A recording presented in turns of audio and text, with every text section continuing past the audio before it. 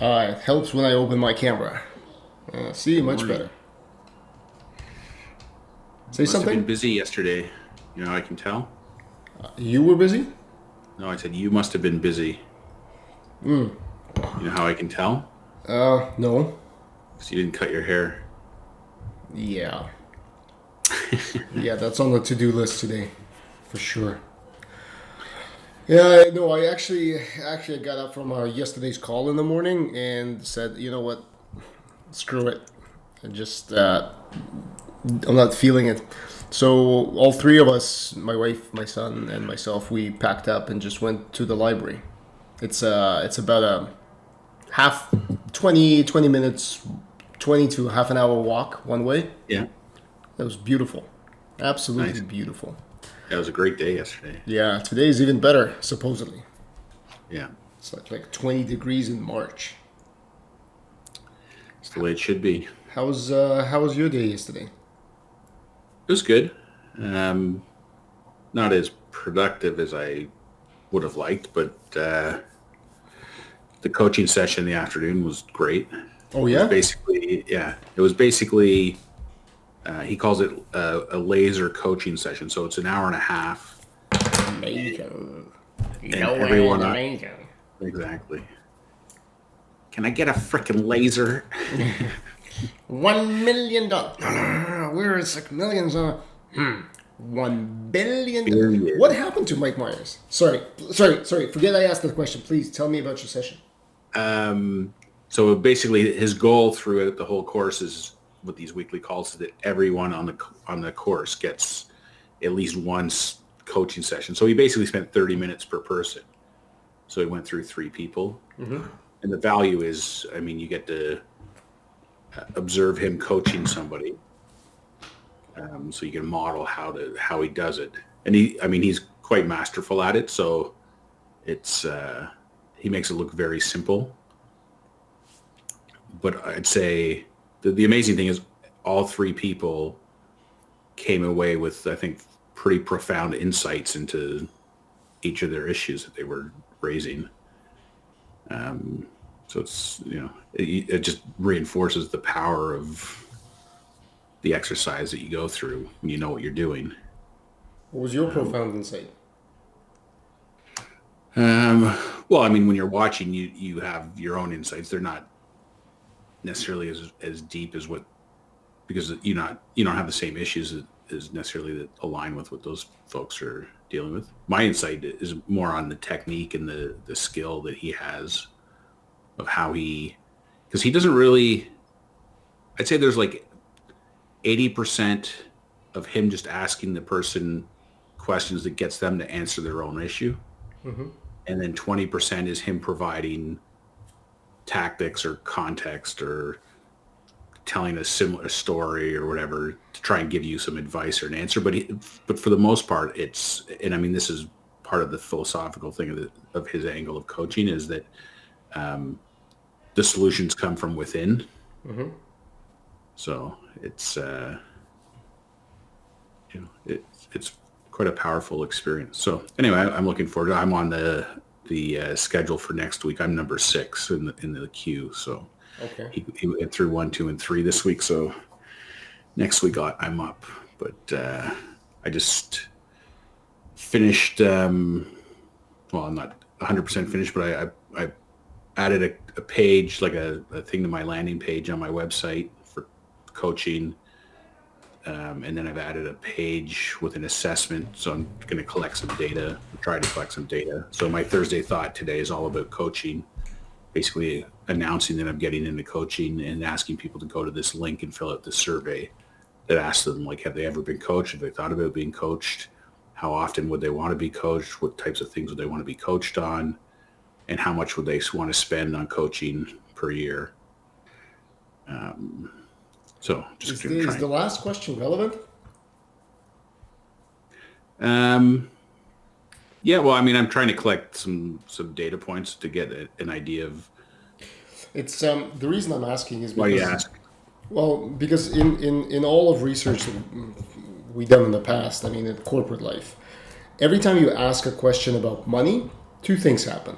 Mm-hmm. One, people lowball you because obviously everyone assumes that if you ask them about money, that's how much you're going to charge them. So it's like, Yeah. how much are you willing to spend? Oh, $50.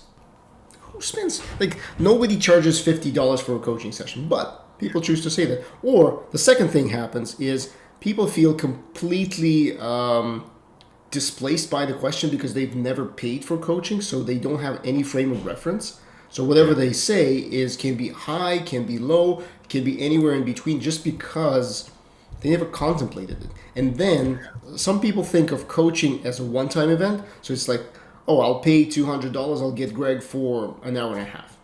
Yeah. But coaching is a process. And sorry, But the offer reason I put on there was I put 500, 1,000, 1,500, 2,000. well, and then now you're anchoring. So what's the difference between 500 and 2,000? If everyone says 500, are you going to charge 500? No, because your experience and the value. Sorry, I'm not gonna. This is exactly what coaching should not be. This is exactly. I'm trying to. I'm trying to solve a problem that doesn't exist for me. Yeah. I'm passionate about this because I was listening about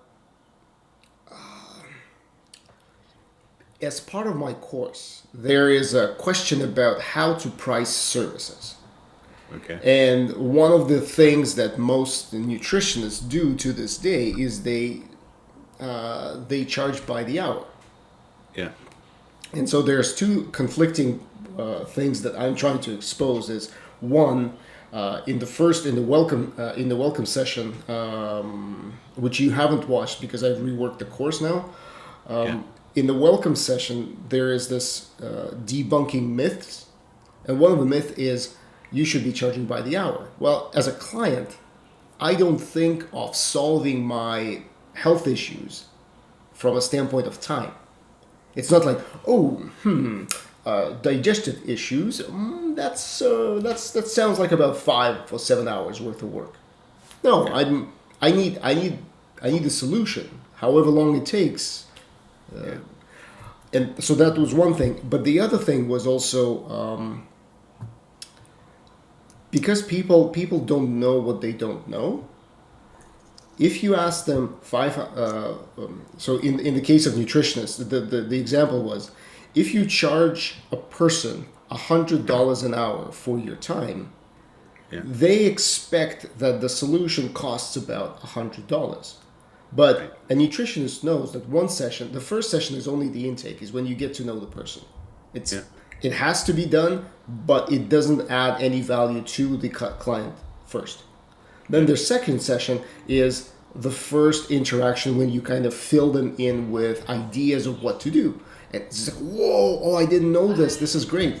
That's session number 2. Then the third session is at least you get to the third session, you have a follow-up on the first session. So you begin talking, okay, so how did it feel to implement those recommendations? What? So there's 3 sessions that you need to have, and if each one costs an hour, then you can't tell a person that I'm going to charge you $100. That's misleading. Yeah. And in addition, if you ask them to take supplements, like blah blah blah blah blah. So in other words, pricing is a bit of pricing should be based in the nutritionist world should be based on what it takes to get to the solution. Yeah. And so I don't know. That's I found it to be quite profound. Sorry, not profound. I like the simplicity of the explanation of that. Yeah. Yeah, I mean, the what I was thinking was just trying to get my head around people's initial perception of how much they would be willing to spend, and I was trying to put it out there, like in terms of going up to $2,500, so that to kind of plant the seed that there's a range, right? Like you could be spending up to $2,500 for a coaching package. Again, I'm not. I'm I in see where you're no coming. position to tell you what to do. If I was showing you charts where income was going like this, I get it. I have something to stand on, but Yeah. I mean, the way our guy talks about pricing is he has a 5-question model, for determining price. Mm-hmm. And let me see if I remember them. So question one is, what does the client need help with? That's the first thing you got to figure out. Mm-hmm. Is it something you can help them with? That's number two. Number three is what's involved in helping them. Number four is, do you want to help them? And number five is, what would you have to charge for you to feel really jazzed up about helping them? Sorry, explain number 4. That's a very interesting question. Well, because you might get to a client who needs help on a certain thing, and it's really not in your wheelhouse, or you don't feel like it's something you can help them with. Uh-huh.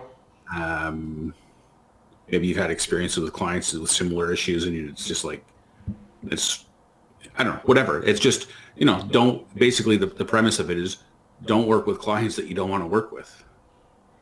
Like, a lot of people are I mean, it's like when I was in real estate, right? Like, they'd say, it's the same thing. Like, you know, if you know somebody's going to be a bad client, why would you let them hire you? Why would you work with them? Like that's the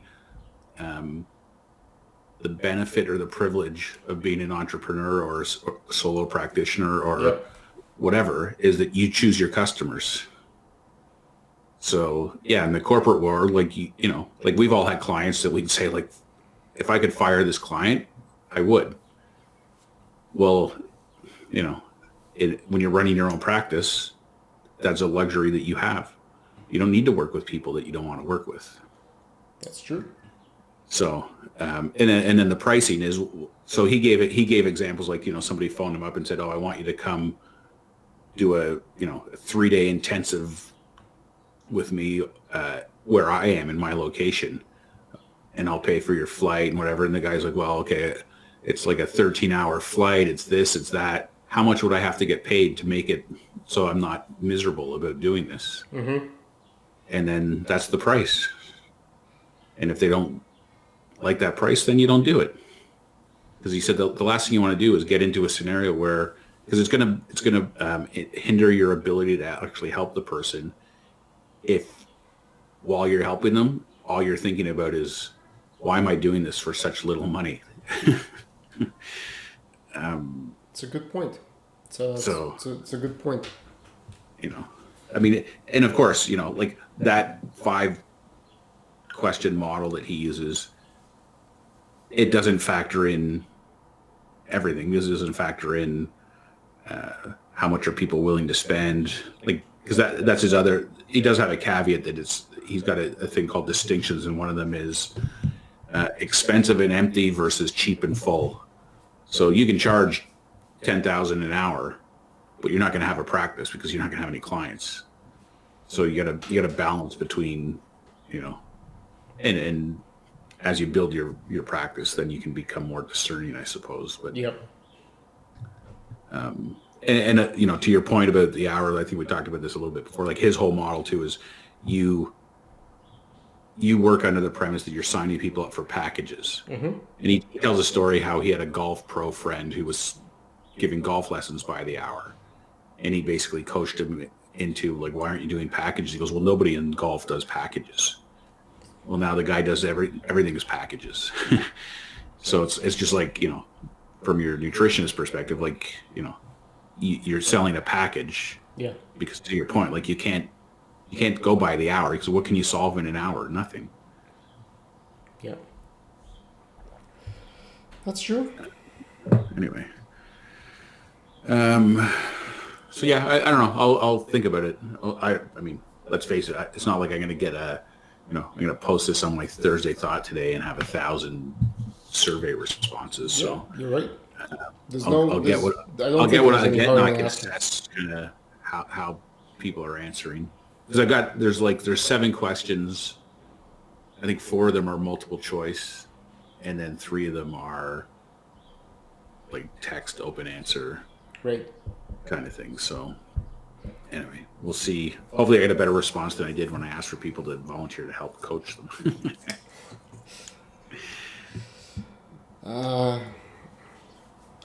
I'm up to 27 leads Wow, from various sources. that's good. That's what, 2 more than yesterday? Were you at 25 yesterday? Huh. No, hold on. Or less than That doesn't sound right. Or were you at 16? I can't remember. I had. Hold on. Let me see. Who's in my. So, in terms of lists. Oh, 37 contacts. 37. Yeah, That's so good. that's quite a That's bit. a big jump. Yeah, it's a good jump from yesterday's 16. That's good. Let's see, beta course. Who's in my automation? There are some people I can already see by their answers that they're not gonna make it into the course. Just like some weird random stuff. I would imagine that they can be bots or something like that. That's fine, but that's kind of the expectation. Is that's why you need so many people, because a whole bunch of them is going to be just tire kickers. Yeah.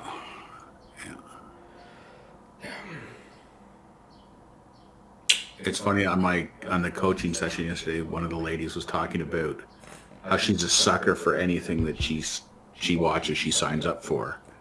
And then she was describing that she just signed up for this digital course academy, and it was a 2-hour webinar, and she didn't mention the person's name, but I know from the way she talked about it, it was the exact same webinar I watched the other day from Amy Porterfield. And she signed up, so anyway, I just thought it was funny. Yeah. Well, it's And she's in the UK, so it's like the more, I mean, I knew this before, but like the internet is truly a global opportunity. Like when you think about the market that we're trying to tap into, there is no constraint. I mean, the only constraint really globally is language, but any English-speaking country or person is a potential customer. I was actually. It's interesting. That's another myth I'm busting in my course about the how broad your practice can be. I told you about Beautiful AI, right? Beautiful.ai. Yeah. The presentation builder. Yeah. Yeah. So I'm using that quite extensively right now, because I find that in combination with PLR material, my own thoughts, and Beautiful AI, it's very easy. So I'm reading something and I'm putting them down on slides. So today is going to be a big recording session, because I am sitting. I'm a week out. On Monday is going to be I'm a week out from starting my course. Yeah. Oh, Jesus Christ. I've changed a lot in my original course. I've yanked a bunch of material out. Like strategic thinking came out completely. That's going to be a bonus for the bigger course, and I still haven't thought about. I need to think about upsells and what is my signature course actually is, because if I'm selling a $3,500 course on the heels of this, what's my upsell? Yeah.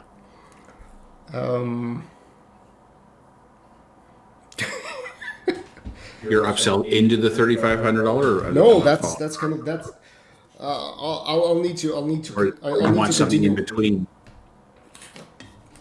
I'll need to catch up on the videos, because right now it's the selling part, or at least convincing people that going from free to investing in themselves, that's the trick part essentially. Yeah. That's essentially the trick part, but it shouldn't feel like trickery. It shouldn't feel like a dishonest thing. It should feel that people really need this, and because I've always shied away from personal selling. Yeah. This is going to be a very good exercise. But I do believe that in 90 days, I can set people up in such a way that they can conduct their business easily. And that's the thing. And I really want to have people go through that to just see those results and start building a, not so much a portfolio, but actually a hub of people who've done this, and shamelessly steal from you, my friend. Like, create community of nutritionists who've done this program. This is your website. This is what they do. Blah blah blah. Yeah. The in our session yesterday, when he was coaching that lady who said she bought that course, because at first she was talking about like beating herself up, like, why did I fall for this? And he basically said, well, at some level, you believed that it was bringing you one step closer to whatever your goal is. And he said, the person did a good job. Like, they selected the audience. They compelled you to put your hand up, which was to like enter your email address. So you've got 37 people who put their hand up. They educated you and motivated you and gave you a reason to take action. And then they gave you an offer you couldn't refuse to deliver on making your dream come true. So that was kind of the way he described the model of what that person fell into and what we're trying to build to capture people, right? So I just share that because we've both just been through it because we both just signed up for expensive courses ourselves. Yeah. So we can put ourselves in the same shoes as the people we're trying to target. That, your course is going to make some nutritionist's dream of being a successful practitioner come true. Exactly. It's tug on those heartstrings a little bit. It's it's interesting because there's a lot of truth in that, especially from a standpoint of people believe that. And I need to talk about that. I need to talk about the distinction about DIY to DFY to DWY. Do it yourself, do it with you, do it for you. Is that people do believe sometimes that if they pay money that everything will be done for them. No, they're paying money. They're paying money to avoid the frustration and the spin and the endless avenues that you pursue in order to get somewhere. Yeah. Speaking of spending money, so I told you the other day that I submitted my information for this marketing company or whatever. Mm-hmm. So they emailed me their video recommendation yesterday. So it's basically a video of a guy. He's on my website. And he's scrolling through, and he's like, "Oh, this looks great." And anyway, it was weird because he scrolled through like my homepage, never clicked on any of the links that said "learn more" for each thing, and then he went to the store button or menu option, which is then just the courses that you can buy. Mm-hmm. So one of the things was he goes, you should have a more extensive sales pages with testimonials, like all the stuff I do have, but he didn't navigate through to those things for whatever reason, which has kind of got me thinking, like, why not, in terms of my design and stuff, although there's only one friggin' action button on each photo, so it's not like you have any options to go somewhere else. Anyway, and then it was he goes, you don't have Facebook Pixel. So their recommendation was to install Facebook Pixel and run Facebook ads. And that was their whole pitch. Like, it was, I don't know, very weak. Yeah, interesting. Like, A, they didn't demonstrate to me that they actually understood or looked through my whole thing. And B, like, it seemed like a very elaborate way to just say you should run Facebook ads. Yeah, that's true. That sounds less than inspiring. Yeah. In other words, less than inspiring to take action on whatever they're trying to sell. Yeah. Well, it's funny. I mean, so that, like, send me the video, and at the end of the video, they just said, if you're interested in talking to us, just let us know. Let us know. That's a solid call to action. Yeah, it was so weak, and then it's only one day later, but there's been no email. Like you would think too, like they might have I don't know if they have an automation, if such a thing exists. I imagine it would. That as soon as I click on the link to watch their video, that then it would kick off a sequence, and I should be getting emails and stuff. Anyway, whatever. Yeah. So some other person reached out to me on LinkedIn, who's a YouTube expert, I guess. So she's connected. I accepted her connection. I haven't contacted her, but I don't know. We'll see. I'm getting to the point when I'm reviewing my Google ad spend and realizing I don't know what the hell I'm doing. That I should maybe I should pay somebody who knows what they're doing. Yeah, I've shut off all of my Google and Bing ads. Yeah. I realized that I'm not pointing people to the right spot. Yeah. But after going like through Jenna's step-by-step Facebooks, like I'm getting more leads. I'm probably paying more, actually. Yeah, I'm probably paying more per lead, but I'm actually getting leads. Yeah. So short of people unsubscribing after the fact or not reading my emails after the fact, that's all part of the course. I have people to communicate to. I don't know what to communicate to them, but hey, it's a start. You gotta start somewhere. You gotta start somewhere. Yeah, so that's and again, building a list is a big deal of this process. Yeah. We'll see how the course goes. It's exciting to have at least. I'm on the fence because if you have 10 people, you can build a closer relationship and have a more of a, not so much informal, but candid feedback. Yeah. At the same time, knowing that this is all part of a sales structure, you do want other people who might be in different positions or in different states of their game to apply as well. Yeah.